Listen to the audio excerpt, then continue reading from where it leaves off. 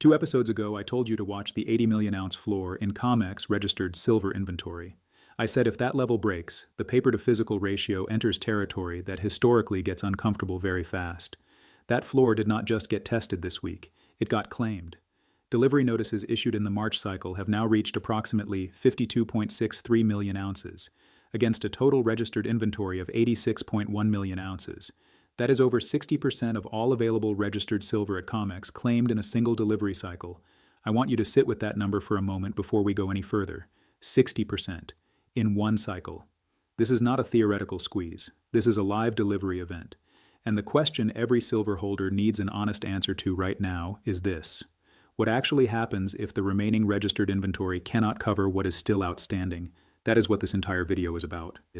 Last week, I told you to watch the Bureau of Economic Analysis for Q1 GDP signals, specifically whether growth was recovering toward 1.5% or confirming the trap at or below 0.7%. The preliminary indicators that have come through this week have not shown a meaningful recovery. The economic conditions underpinning the macro case for gold and silver have not shifted. The Fed trap we described in detail last week remains intact. I called that condition. It has held. My name is John. 15 years in currency and commodity markets. I have watched delivery cycles run hot before. I have watched the conversations inside institutional desks when registered inventory gets thin and delivery notices start stacking up. What is happening right now in silver is not normal. It is not routine. And the people who are going to get hurt are the ones who do not understand the specific mechanics of what cash settlement actually means and how it differs from what they think they own. That is exactly what we are going to build today. Everything I show you comes from publicly available data, and I will name every source as we go. 3 things today. First, the precise mechanics of this delivery event. What registered inventory is, what eligible inventory is, why the gap between them matters enormously right now, and what the conversion process actually looks like under pressure. Second, what cash settlement is when it happens, what it means for paper holders versus physical holders, and why the term gets used loosely in ways that create confusion rather than clarity. And third, the 3 lanes framework for this specific week, plus my one call on record. If you have been following this series from the beginning, the silver vault drain, the gold reserve milestone, the Fed trap, today is the episode where the mechanics we have been building week by week become directly, immediately relevant. Hit the like button right now if this kind of forensic breakdown is what you have been looking for. And if you are not subscribed, this is the moment, because what we are tracking today is the live development of a situation I described as a possibility 2 episodes ago that is now unfolding in real time. Let us build this carefully. Silver spot is at $79.82. The COMEX front month is at $80.73. The spot to futures spread is 91 cents, and the article I am working from this week describes this as Backwardation-Lite. I want to explain that term precisely because it matters for understanding the stress signal. True backwardation is when the futures price falls below the spot price, meaning the market is pricing immediate physical delivery higher than future delivery. That is an extreme signal of physical scarcity. What we have right now is not true backwardation, but a compressed contango. The futures premium over spot is unusually thin. In a normal silver market, the futures price sits meaningfully above spot to reflect the cost of carry, storage, insurance, financing. When that premium compresses toward near zero, the market is signaling that the demand for immediate physical metal is intense enough to almost close the gap entirely. It is not the full alarm signal, but it is the warning light on the dashboard. And Shanghai is still printing $125. That gap, $80 in New York, $125 in Shanghai, is now actively pulling metal out of Western vaults through arbitrage. When you can buy silver for $80 in one market and sell it for $125 in another, the economic incentive to move physical metal from west to east is enormous and relentless. That arbitrage vacuum is not a theory. It is a price differential that every institution with access to physical silver and both markets is looking at right now. Before we go into the mechanics, quick question, and I genuinely want your answer. Have you tried to buy physical silver from your dealer or from the Royal Mint in the UK in the last 2 weeks? And if you did, what were the premiums and what was the availability like? Drop it below. What you are seeing on the ground at retail level is a real-time data point that the institutional desks do not have direct access to. Your comment matters. Now let me give you the mechanics precisely. Because this is the part that most channels either skip entirely or get wrong. There are two categories of silver at COMEX: registered inventory and eligible inventory.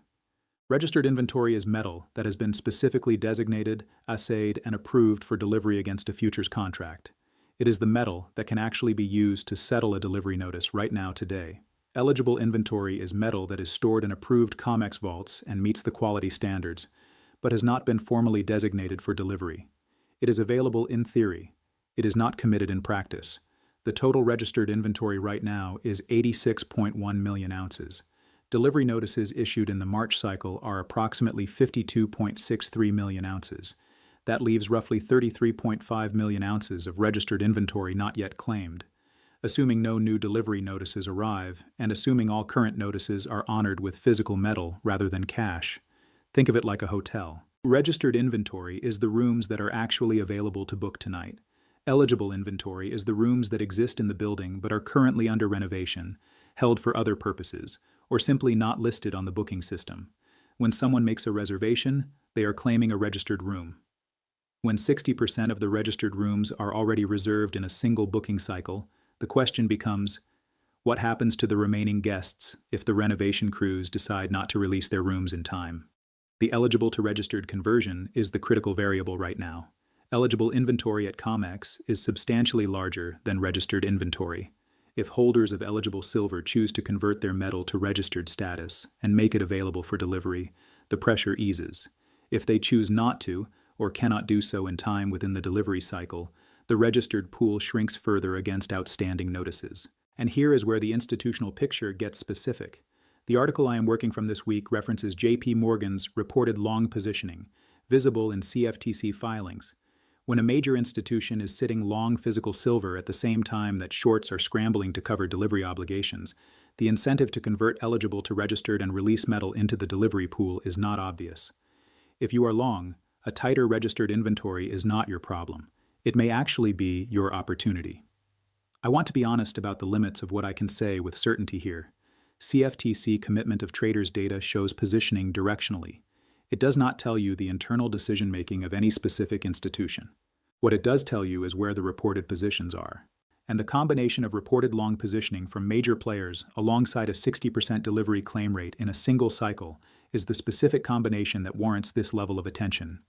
If you know someone holding leveraged silver positions right now, futures, high-leverage ETFs, anything with paper exposure to silver, share this video with them immediately.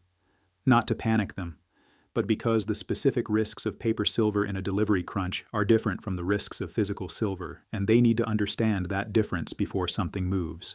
Now, cash settlement. Because this is the term that is being used in the article I am working from, and it requires precise explanation. What does it actually mean and when does it happen? Under normal COMEX operating rules, a futures contract settled by delivery means the short, the party who sold the contract, delivers the specified physical silver to the long, the party who bought it. That is the default. Physical metal changes hands. Cash settlement is a different outcome. It means instead of delivering physical metal, the short pays the long the cash value of the contract at the settlement price. The long receives money, not metal. Cash settlement can happen in two ways. Voluntarily, where both parties agree to cash settle rather than physically deliver. This happens routinely and is not a crisis signal by itself. Or involuntarily, where a force majeure event or an exchange rule change forces cash settlement because physical delivery cannot be completed. That second version, involuntary cash settlement, is the scenario the article is flagging, and it is the scenario that matters for anyone holding silver with the expectation of receiving physical metal. Here is why this distinction is critical for every viewer right now.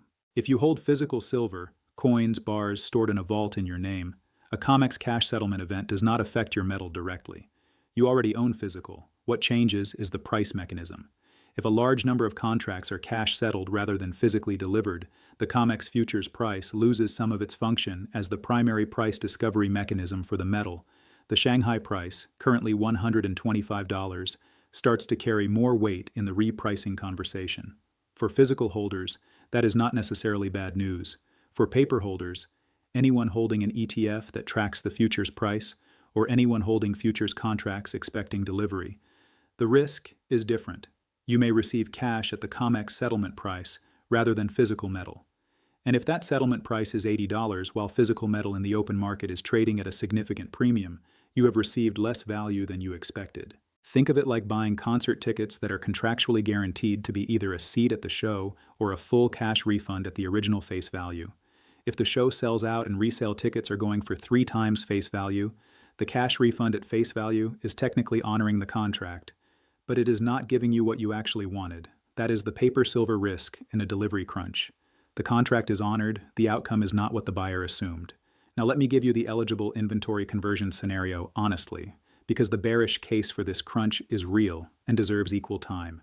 The article I am working from flags that if industrial users in solar and EV sectors slow down due to high prices, the immediate delivery pressure could ease. Here is the mechanism behind that. At $79 per ounce, silver is significantly more expensive than the industrial buyers who are writing procurement contracts for solar panels and electric vehicles originally budgeted for. When input costs rise sharply, manufacturers have options. They can absorb the cost and compress margins.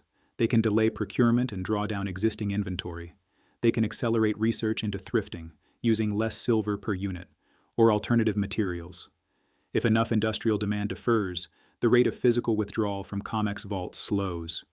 New delivery notices slow. The registered to eligible conversion pressure eases, and what looked like an imminent squeeze cycle resolves more quietly than the headlines suggested. I am not saying that is the likely outcome. I am saying it is a documented mechanism with a real chance of developing, and the investor who does not understand it will be surprised if it happens. Stop. Because there is a third scenario I need to name that most analysis this week is not addressing. What happens if this delivery cycle creates a precedent rather than a resolution? If the March cycle sees elevated cash settlements or forced position closures, the May contract, which we tracked in the first silver episode, becomes the next battleground. The traders who were standing for delivery in March and received cash rather than metal do not disappear. They either take their cash and step away, or they roll into May and try again. If they roll into May, the same dynamic repeats, but now with a registered inventory that has already been depleted by March delivery activity. That is the compounding scenario, each cycle tightening the spring further.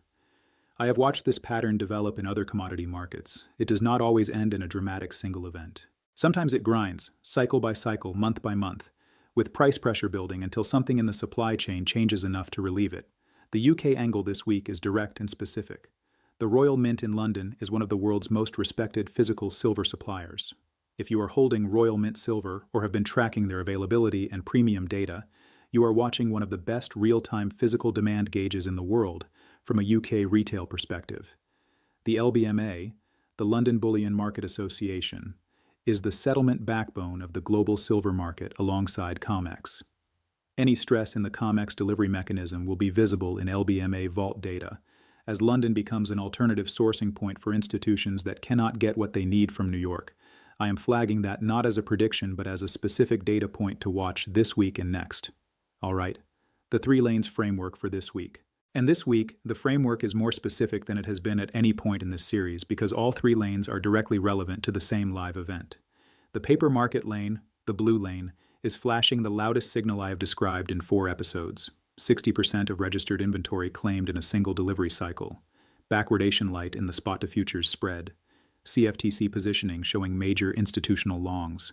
The paper lane this week is not just telling me there is stress. It is telling me the stress has moved from potential to active.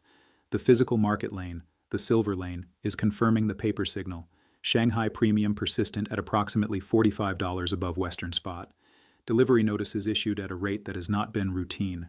Royal Mint and dealer inventory and premium data, which you can tell me in the comments, as a real-time retail gauge. The physical lane is telling me the same thing the paper lane is telling me, which is what makes this week different from the previous 3. The macro lane, the gold lane, remains as it was last week. Fed trap intact. GDP at 0.7%. DXY holding below 100.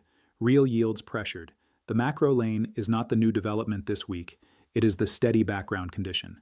In 15 years watching currency and commodity markets, when the paper lane and the physical lane are both signaling active stress in the same direction at the same time, the macro lane does not need to do anything new to make the situation significant. The 2 primary lanes are already speaking clearly. When I have seen this combination before, not often, but I have seen it, what follows is typically not a straight line in either direction. It is volatile. Sharp moves both ways. The people who get hurt most are the ones who are leveraged and unprepared for the volatility, not the ones who are wrong about the direction. Here is my one call for this week. I am watching the eligible to registered conversion rate at COMEX specifically. The CME publishes warehouse stock data that distinguishes registered from eligible inventory. I am watching whether eligible silver is being converted to registered status to relieve the delivery pressure, or whether the gap between the two categories is holding or widening. If conversion is happening at a meaningful rate, some of this pressure relieves within the cycle, and the crunch resolves more quietly than the headline suggests. If conversion is not happening, if eligible holders are not stepping forward to register their metal, the remaining registered inventory gets thinner against outstanding delivery notices, and the force majeure or cash settlement scenario moves from theoretical to operational. CME warehouse data, eligible to registered conversion. That is my specific watch this week. John, FX Insider, on record. I will be back next video to tell you exactly what happened. No edits, no excuses. That is the only way this works. Bull case. The conditions needed for the optimistic picture to develop. Eligible inventory converts to registered at sufficient pace to cover remaining delivery notices. March cycle closes with physical delivery intact. The precedent of a clean delivery, even a tense one, actually restores some confidence in the COMEX delivery mechanism.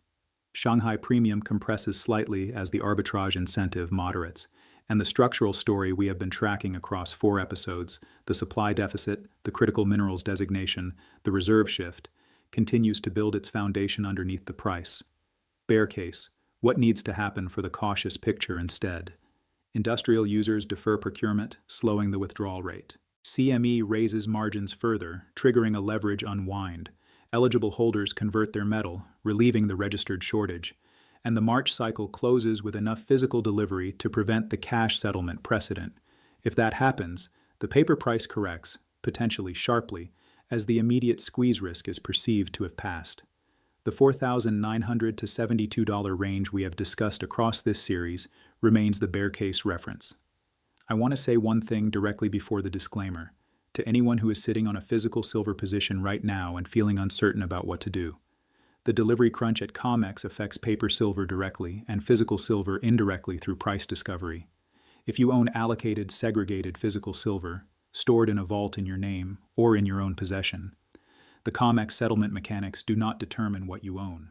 What they affect is the price at which you could sell it, and if the Shanghai premium and the LBMA data and the COMEX delivery stress are all pointing in the same direction, the price signal for physical silver is not pointing toward $80.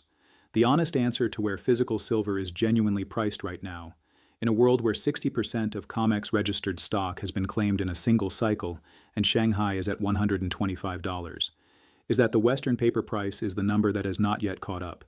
I am not telling you it will catch up tomorrow. I am telling you the gap is documented, the mechanisms are real, and the direction of the pressure is not ambiguous. Before we close, the disclaimer you need to hear, and I mean it. Everything in this video is educational content based on publicly available information. Currency Insider does not provide financial advice, investment advice, tax advice, or legal advice. Nothing here should be construed as a recommendation to buy, sell, or hold any asset. Past market behavior is not a guarantee of future results. Always consult a qualified financial professional before making investment decisions. Before the 2 questions, if you got value from this today, the like button takes 1 second, and it genuinely helps this channel reach people trying to navigate this without all the noise. Hit it now. 2 questions, and I genuinely want both answers. First, are you holding physical silver, paper silver, or both right now? And has anything about what you learned today changed how you are thinking about that position? Second, the eligible to registered conversion is the key variable this week. Based on everything we covered today, what do you think eligible holders do? Do they step forward and convert, relieving the pressure, or do they hold back and let the crunch develop? Drop both answers below. This comment section is a real-time read on how serious investors are actually thinking, and I read every single one. Subscribe because next week we are going into the 1934 Roosevelt gold revaluation in full detail, the historical mechanics of a formal monetary reset, what it actually required, and what it would take to do something like that today. That is the episode that ties every thread of this 4-part series together, and you do not want to miss the conclusion. And if someone you know is holding leveraged silver positions right now and does not fully understand the difference between paper and physical in a delivery crunch, share this video with them today. Genuinely. That is not a content promotion. That is the right thing to do. This is Currency Insider. Know the market. Protect your currency.